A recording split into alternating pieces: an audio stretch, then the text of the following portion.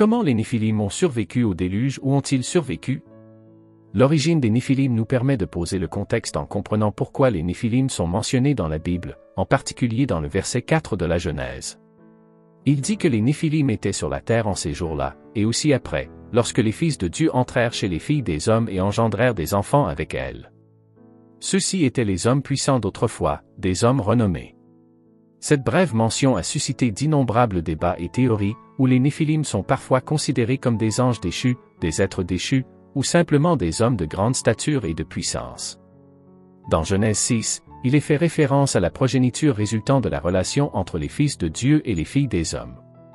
On note particulièrement la présence de géants sur la terre avant le déluge, qui était remarquable en raison de la méchanceté de leur lignée familiale. Le contexte implique que les Néphilim étaient la progéniture résultant de l'union entre des êtres spirituels et des humains. Il est plus précis de voir les fils de Dieu comme des démons, des anges en rébellion contre Dieu, ou des hommes possédés de manière unique, et les filles des hommes comme des femmes humaines.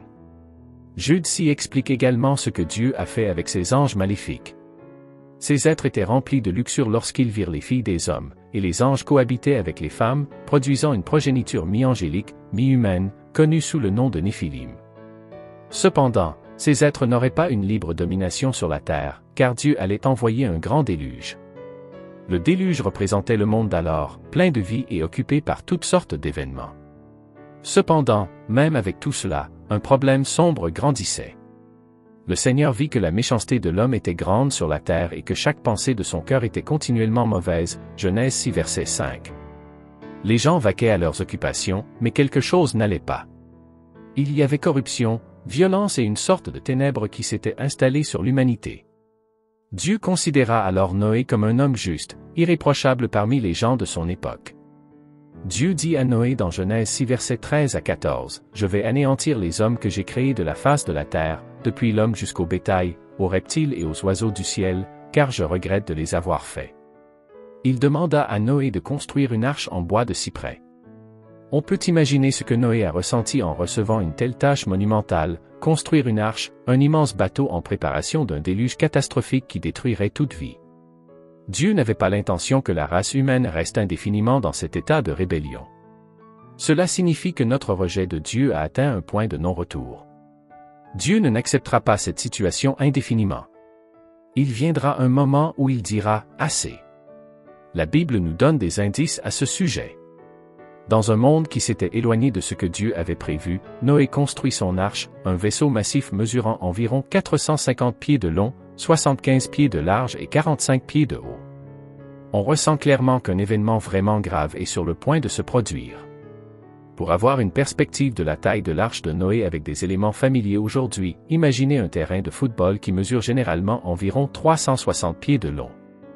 L'arche de Noé, à 450 pieds de long, serait encore plus longue, comme un terrain de football avec 90 pieds supplémentaires, soit environ la longueur d'un quart de terrain ajouté. C'est assez énorme, n'est-ce pas? Pour la largeur, pensez à un terrain de basketball standard, qui mesure environ 50 pieds de large. L'arche avait une largeur de 75 pieds, soit comme un terrain et demi de basketball côte à côte. On pourrait y jouer un match assez important. Quant à la hauteur, elle était de 45 pieds, soit la taille d'un immeuble de taille moyenne. En résumé, imaginez un terrain de football super long, un terrain et demi de basketball de large, et aussi aucun petit immeuble d'appartement. C'était la taille de l'arche de Noé, comme un immense bâtiment flottant sur l'eau. Poursuivant l'histoire, Noé rassemble sa famille et des pères de toutes les créatures vivantes, comme Dieu le lui a ordonné. L'arche devient un signe de sécurité et d'espoir pendant le déluge. Puis, les pluies arrivent. Ce n'est pas juste une forte averse, c'est comme si les cieux eux-mêmes s'étaient ouverts. L'eau recouvre la terre plus haut que les montagnes. Toute créature vivante qui se déplaçait sur la terre périt. Seul Noé et ceux avec lui dans l'arche ont survécu, Genèse 7 versets 21 à 23. Après 40 jours et 40 nuits, la pluie s'arrête. Les eaux finissent par se retirer, et l'arche repose sur les montagnes d'Ararat. Imaginez cela comme garer votre voiture sur une grande colline après une tempête massive, mais au lieu d'une voiture, c'est un bateau massif, et au lieu d'une colline, c'est tout un groupe de grandes montagnes. Noé et sa famille sortent dans un nouveau monde, et Dieu conclut une alliance avec Noé, promettant de ne plus jamais détruire la terre par un déluge, marqué par l'arc-en-ciel dans le ciel. On pourrait penser que ce serait la dernière fois que l'on entend parler des Néphilim ou des géants. Cependant, après cela, on observe diverses instances lors de l'exploration de Canaan. Il semble que les anges déchus aient commis à nouveau leur péché après le déluge, bien que cela se soit probablement produit dans une bien moindre mesure qu'auparavant. Dans Nombre 13 verset 33, nous rencontrons de nouveaux personnages, Moïse, les espions israélites et les habitants de Canaan, y compris les descendants d'Anak liés aux Néphilim. Qui étaient exactement ces descendants d'Anak? La Bible les présente lors de l'histoire où Moïse envoie 12 espions explorer la terre de Canaan. Les espions reviennent avec un rapport étonnant. Nous y avons vu les Néphilim, les descendants d'Anak qui sont venus des Néphilim. Nous étions à nos yeux comme des sauterelles et nous étions de même à leurs yeux. Ce verset suggère que les descendants d'Anak étaient liés aux Néphilim, connus pour leur grande taille et leur force. Moïse, guidant les Israélites hors d'Égypte, envoie des espions pour explorer la terre promise. Les espions reviennent terrifiés, disant « Attendez, n'avons-nous pas dit que les Néphilim avaient été anéantis dans le déluge ?» Dans l'Ancien Testament, le terme « géant » est le plus souvent désigné par le mot « ram ». Tout au long du récit de l'Ancien Testament, les Raphaïm servent de motif fascinant et significatif. Où la Bible mentionne-t-elle les Raphaïm? Les Raphaïm sont d'abord mentionnés dans Genèse 14. Ils sont également évoqués avec d'autres peuples de grande taille dans Deutéronome 2 versets 20 à 21. Cette région est aussi appelée la terre des Raphaïm, car les Raphaïm y vivaient auparavant. Cependant, les Ammonites les appellent Zamzumim, un peuple aussi grand, nombreux et grand que les Anakim, mais le Seigneur les a détruits devant eux, et ils les ont dépossédés pour s'y installer. Le nom Raphaïm, qui signifie littéralement « terrible », nous donne une indication de la nature intimidante et redoutable de ces individus. Ce n'est pas la seule fois où l'on voit ces géants après le déluge. Dans Deutéronome 3, il y a une histoire intéressante sur le roi Ogé de Basan, un homme géant. Ogé est qualifié de dernier des. Dans Deutéronome 3 verset 1 et plus tard dans les livres des Nombres et de Josué, le terme « ram » est utilisé comme mot hébreu pour désigner les géants au jour de Moïse. Ogé, roi de Bachan, était un puissant et tristement célèbre roi amorite de Bachan, qui régnait à Ashtaroth et s'opposa aux Israélites sur leur chemin vers la terre promise. Alors que les Israélites se dirigeaient vers la terre promise, ils rencontrèrent de redoutables ennemis, et le roi Ogé était l'un d'entre eux. Il combattit farouchement contre les Israélites et mena toute son armée contre eux. Israël dut faire face au roi Ogé de Bachan, qui envoya toute son armée contre Israël. Les Israélites marchèrent ensuite vers Bachan, où le roi Ogé les affronta à Aide. En raison de la réputation d'Ogé, les Israélites étaient terrifiés. Dieu assura Moïse en lui disant « N'aie pas peur de lui, car je l'ai livré entre tes mains, ainsi que toute son armée et son territoire. » Le livre de Deutéronome relate un conflit entre les forces dirigées par Moïse et celles dirigées par Ogé. Selon le récit biblique, Ogé était le dirigeant de 60 cités fortifiées différentes, toutes prises par les Israélites. Israël anéantit toutes les forces et conquit les 60 cités du royaume d'Ogé, qui avaient les mêmes murs élevés qu'Assens. Lorsque Dieu décida de remettre un ennemi à son peuple, même des cités fortement fortifiées ne firent pas le poids contre l'ennemi. De plus, Ogé était un homme très grand, dormant dans un lit en fer de 9 coudées de long sur 4 coudées de large, 13,5 pieds sur 6 pieds. L'inclusion de ce détail attire l'attention sur sa stature massive, un homme probablement de grande taille. Israël détruisit toute la population et prit le contrôle des 60 cités du royaume qui avaient les mêmes murs élevés qu'Assens. Plus tard, à la ville de Jéricho, la démonstration la plus spectaculaire de cette vérité se produirait. Selon Deutéronome 3 verset 1, Ogé était un descendant des Raphaïm, indiquant un homme de grande stature ou un géant. Son lit colossal était devenu célèbre et était sans aucun doute conservé comme un souvenir. Josué 12 verset 4 mentionne le territoire d'Ogé, roi de Bachan, l'un des derniers Raphaïm, vivant à Ashtaroth et à Aide. Ensuite, un autre géant apparaît, le géant le plus connu de l'histoire biblique, Goliath. Il était un champion du camp des Philistins, se battant en tant que combattant en armure. Il était vêtu de ce que nous appellerions une cotte de mailles. Les Philistins se réchauffaient en revêtant une sous-tunique de grande taille, semblable à une toile, avec des anneaux de bronze qui se chevauchaient de l'épaule au genou. Cette cotte de mailles de Goliath, qui qui protégeait le guerrier contre les armes ennemies, pesait 5000 cycles de bronze, soit entre 175 et 200 livres selon les termes modernes. L'armure ne comprenait que la cotte de mailles. Goliath, quant à lui, portait un casque en bronze, des jambières en bronze pour protéger ses tibias, portait une javeline ou une lance en bronze suspendue entre ses épaules. Goliath était-il un Néphilim? Certains chercheurs pensent que Goliath le Gittite, un résident de Gath, appartenait à une race connue sous le nom de Néphilim. D'autres experts soutiennent que Goliath était un Réphaim, car les Néphilim ont été détruits lors du grand déluge de l'époque de Noé, et seule la famille de Noé a survécu. Certains chercheurs pensent que les Philistins descendent des Anakim, et le statut de champion de Goliath est renforcé par le fait que Gath était un ancien bastion des Anakim.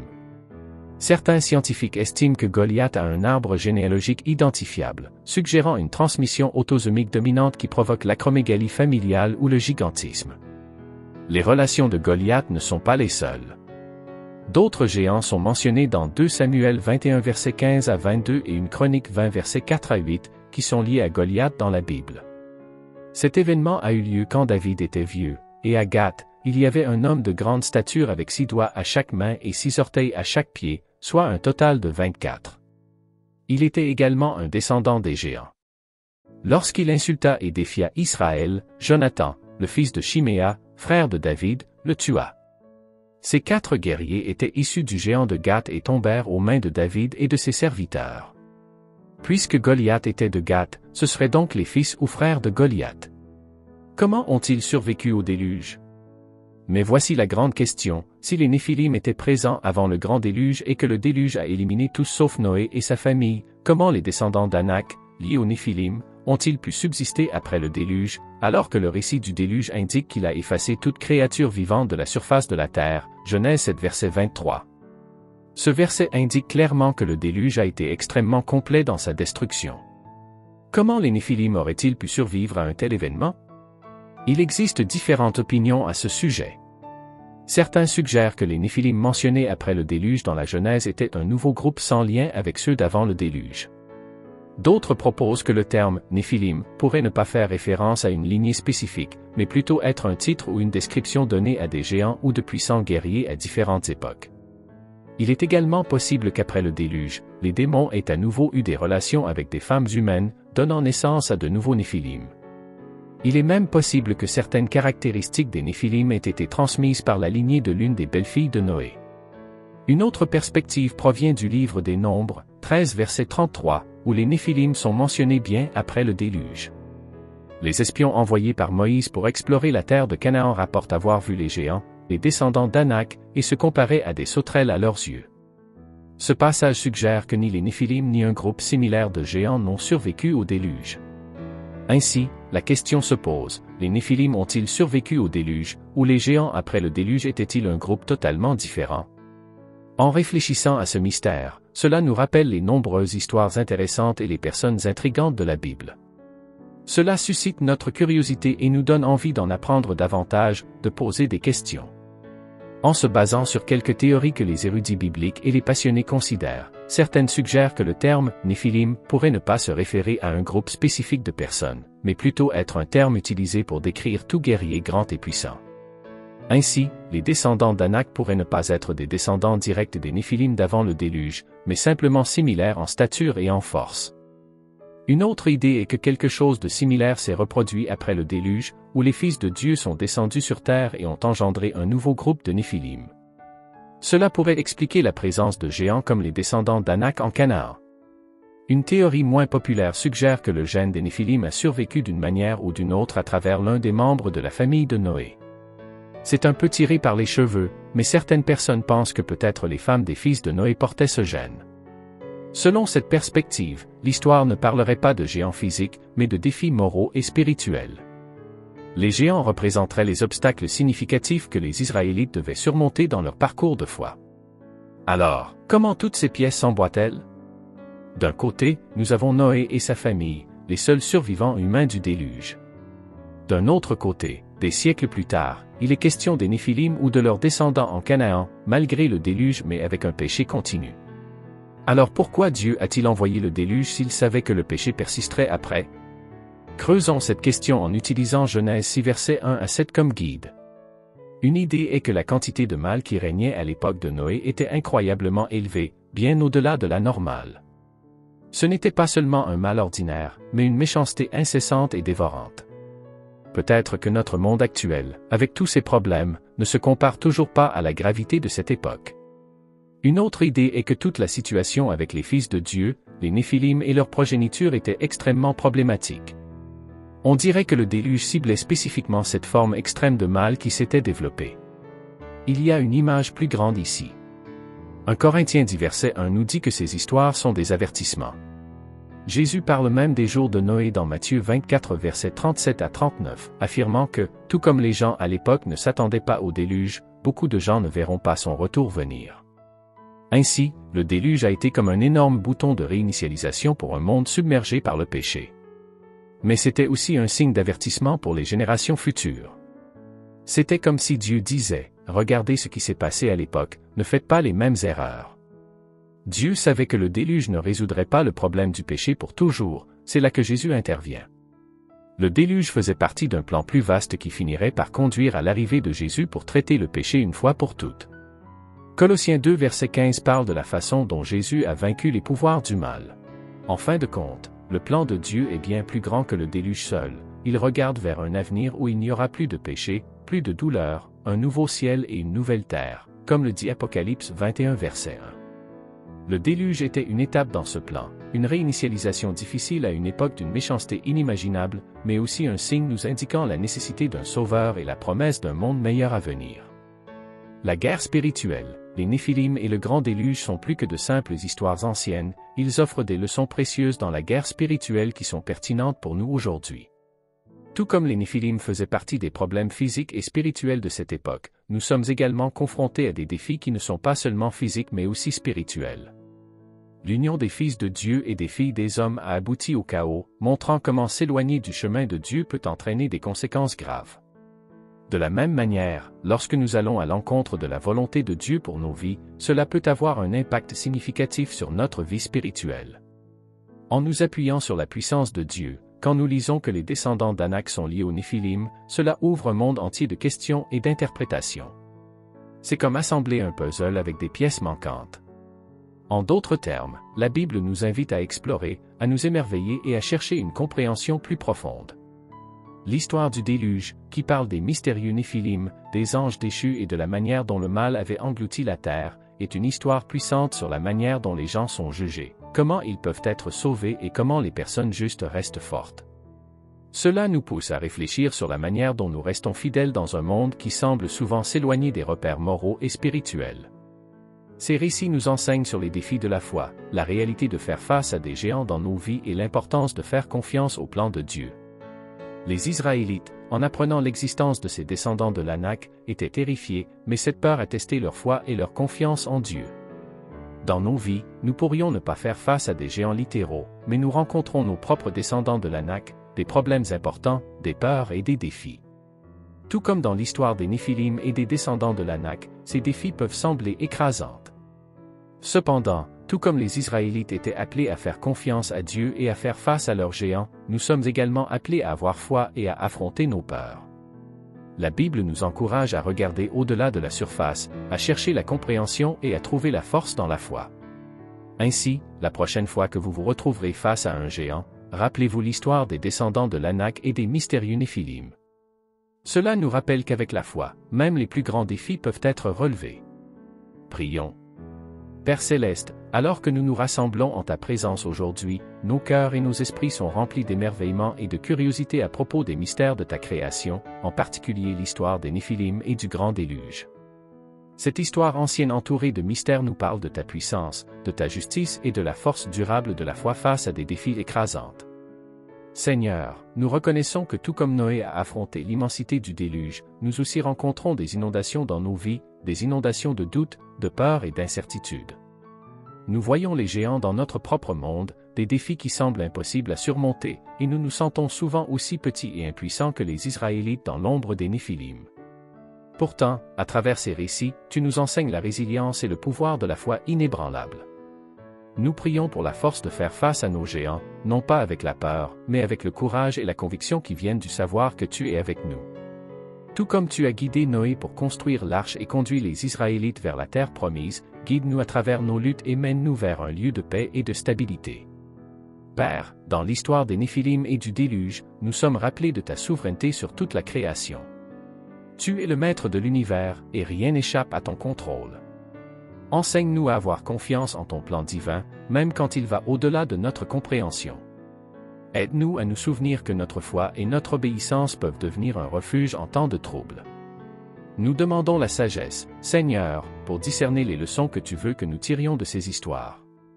Ne permets pas de nous perdre dans les détails, mais trouvons le sens plus profond et la guidance morale qu'elles offrent. Dans l'histoire des Néphilim, puissions-nous voir le reflet de nos propres batailles spirituelles et comprendre l'importance de rester ferme dans notre foi. Seigneur, nous prions pour l'humilité afin d'accepter qu'il y a des choses dans cette vie et dans ta parole que nous pourrions ne pas comprendre pleinement. Tout comme le mystère des Néphilim et du déluge éveille notre curiosité, qu'il approfondisse aussi notre foi. Puissions-nous embrasser les mystères de notre foi avec un cœur ouvert à l'apprentissage et un esprit prêt à être guidé par toi. Dans les moments de doute et de confusion, lorsque nous nous sentons submergés par les inondations de la vie, rappelle-nous ta promesse à Noé, une promesse de ta fidélité et de ton amour. Que l'arc-en-ciel soit également un signe pour nous de ton alliance, un rappel que, peu importe l'ampleur du déluge, tu es toujours avec nous. Dieu, nous demandons le courage d'être comme Noé dans notre propre monde. Accorde-nous l'intégrité de défendre ce qui est juste, même lorsque cela nous isole dans un monde en constante évolution où l'avenir est incertain. Fais de nous des lumières vives, montrant à tous ta vérité et ton amour immuable. Donne-nous la force de construire nos arches de vie ancrées dans la foi, l'espoir et l'amour, afin que nous puissions affronter n'importe quelle tempête. En réfléchissant à l'histoire des Néphilim et du déluge, elle nous inspire à regarder au-delà de nos peurs et de nos doutes, nous encourageant à voir chaque défi comme une opportunité de devenir plus fort dans notre foi et plus proche de toi. Que ces histoires anciennes continuent de nous enseigner, de nous guider et de nous rappeler ta présence éternelle dans nos vies. Enfin, Seigneur, nous demandons ta bénédiction sur chaque personne présente aujourd'hui. Puissions-nous quitter cet endroit renouvelé dans l'esprit, fortifié dans la foi et inspiré pour affronter nos géants avec courage.